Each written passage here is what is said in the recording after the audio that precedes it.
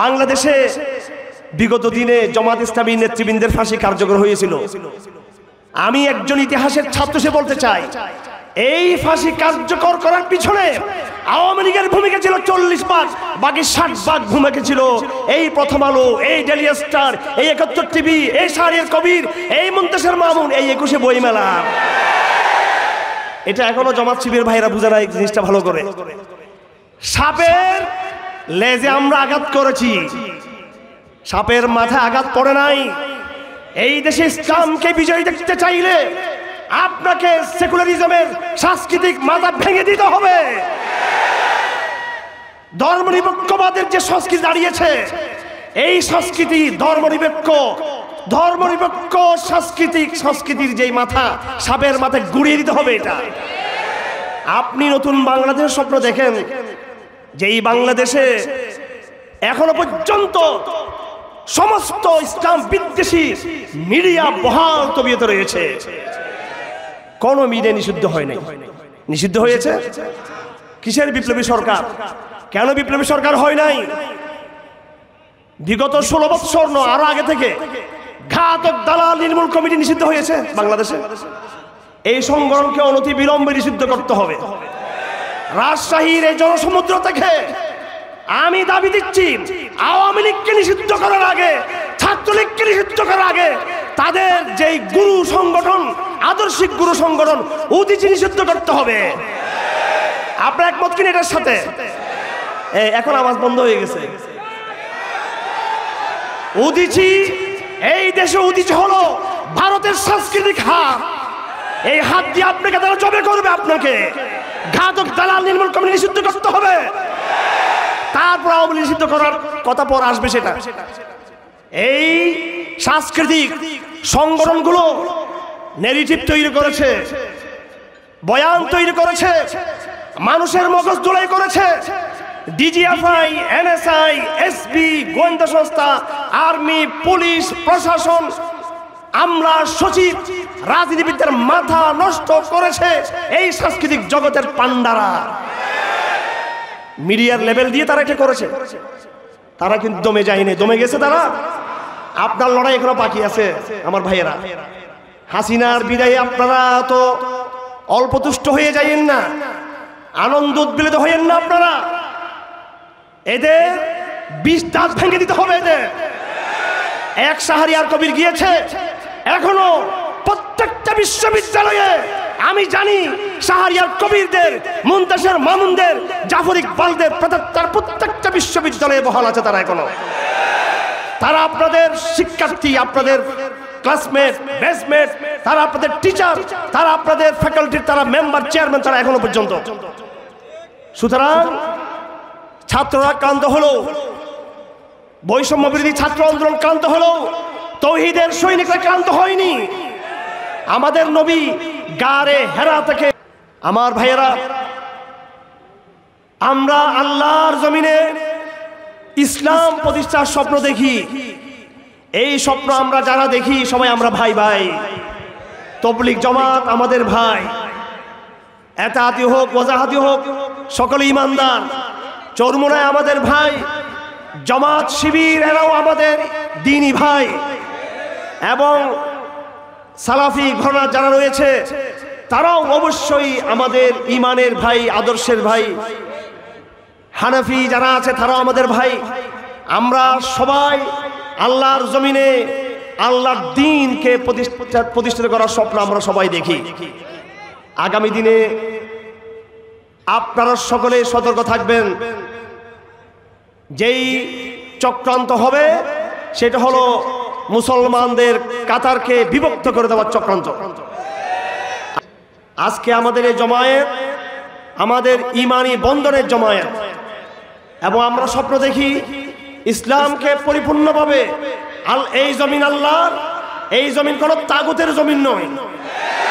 সুতরাং এই জমিনে আল্লাহর সার্বভৌমত্বকে আনুষ্ঠানিকভাবে, রাজনৈতিকভাবে প্রতিষ্ঠিত না দেখা পর্যন্ত আমাদের বন্ধন অটুট থাকবে ইনশাআল্লাহ আজিজ।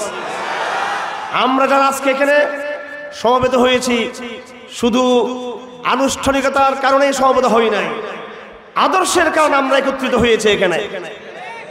আর যারা শুধু আমরা ফ্যান্টাসি করতে এসেছি, আমরা শুধু আনুষ্ঠানিকতার জন্য এসেছি, তাদেরকেও বলবো নিয়ত ঠিক করে আপনারা আমাদের সাথে আমাদের তৌহিদের পথে দীর্ঘ যে সংগ্রাম চলমান রয়েছে, সেই জাতীয় এবং আন্তর্জাতিক ঈমান এবং তৌহিদের জিহাদ এবং কালেমার এই সংগ্রামে আপনারা শেষ পর্যন্ত আমরা আদর্শের সৈনিক হিসেবে আপনারা আমাদের সাথে ঐক্যবদ্ধ থাকার জন্য আমি আপনাদের সকলকে আহ্বান করব। যদি আমরা একত্রিত থাকি, যদি আমরা বুনিয়ান মারসুস হতে পারি, আমরা যদি সীসাডালা প্রাচীর যদি হতে পারি, তাহলে তাগুত এই প্রাচীরে মাথা মারবে, তার মাথা ভেঙে যাবে, প্রাচীরের কিছু হবে না। এজন্য আপনাদের সকলকে আমি বলবো, শুধু সম্মেলন, ওয়াজ মাহফিল এগুলোর আনুষ্ঠানিকতার মধ্যে এগুলোর দৃশ্যমান যেই লৌকিকতার রয়েছে তার মধ্যে আপনারা ডুব না দিয়ে আপনারা আপনাদের আদর্শের জায়গাটাকে চিহ্নিত করার চেষ্টা করবেন। আজ অনেক কঠিন সন্ধিক্ষণে আপনাদের সামনে এখানে আমরা দাঁড়িয়েছি। আমাদের চরিত্র সম্পর্কে আপনাদের অবগত থাকা উচিত। আমাদের বক্তব্য কোনো রাজনৈতিক কালচারের বক্তব্য নয়, আমাদের বক্তব্য সাহাবাওয়ালা বক্তব্য। আমরা আপনাদের সামনে এসেছি সাহাবাওয়ালা মিশন নিয়ে, আপনাদের সামনে এসেছি।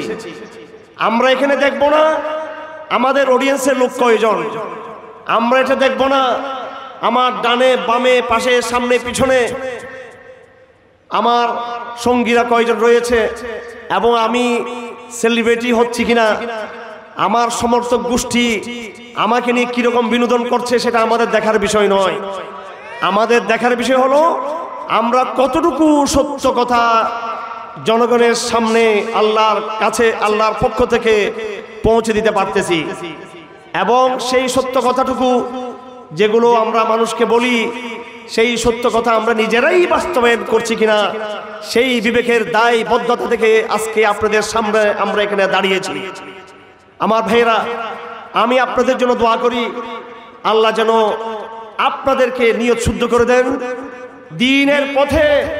আল্লাহ পাক যেন আপনাদেরকে ইস্তেকামত দান করেন, এবং আপনারা দোয়া করবেন যেন আল্লাহ পাক আমাদের নিয়তকে পরিশুদ্ধ করে দেন এবং দ্বীনের পথে পূর্ণাঙ্গ ইস্তেকামত আল্লাহ পাক যেন আমাদেরকে দান করেন।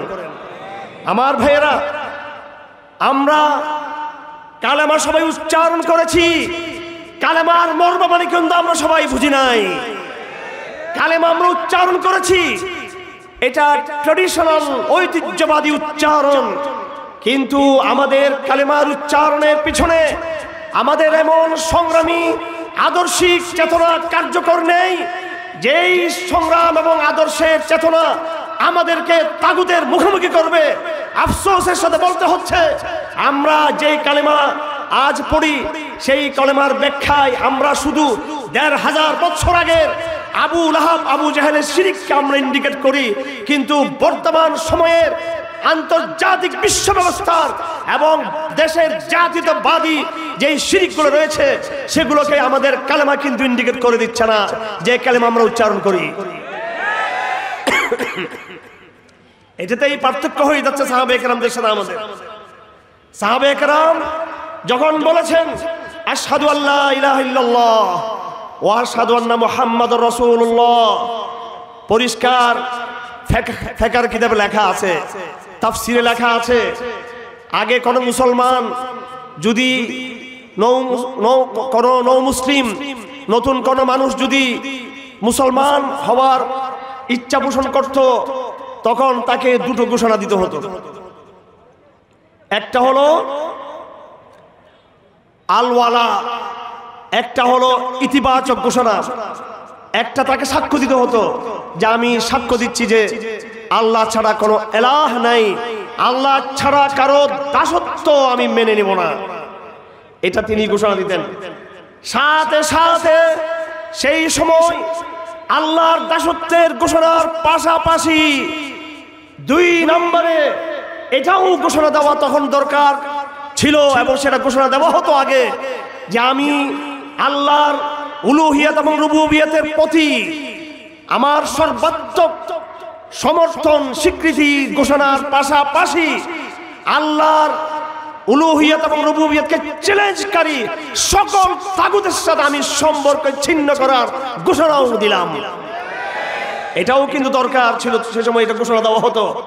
আমার ভাইয়েরা, আমরা যখন কোনো মুসলিম যখন আসে তখন আমরা শুধু তাকে আশহাদু আল্লা ইলাহা ইল্লাল্লাহ বলে ক্ষান্ত থাকি এবং তার তরজমাটা করিয়ে দিই। হ্যাঁ, সেটা দ্বারা চলে। কেউ যদি বলে আমি ঈমান এনেছি আল্লাহর প্রতি, আমি সাক্ষ্য দিচ্ছি আল্লাহ ছাড়া কোনো মাবুদ নেই, আমি সাক্ষ্য দিচ্ছি মুহাম্মদ সাল্লাল্লাহু আলাইহি সাল্লাম আল্লাহর বান্দা এবং রাসূল, এটার মাধ্যমে সে ঈমানে প্রবেশ করবে।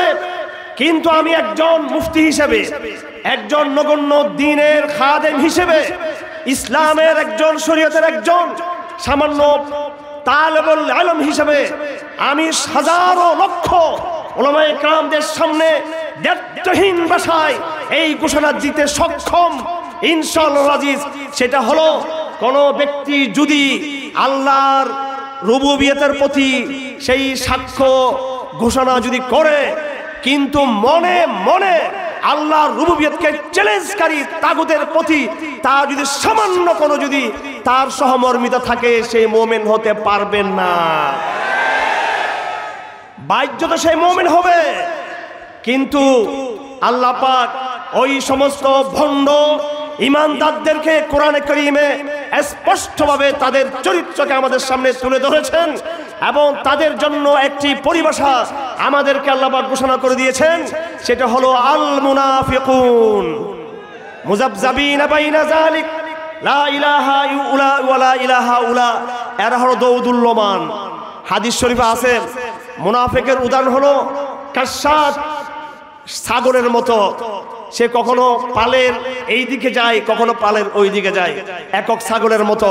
মুনাফিকের নিজস্ব কোনো পথ নাই, কোনো পন্থা নাই।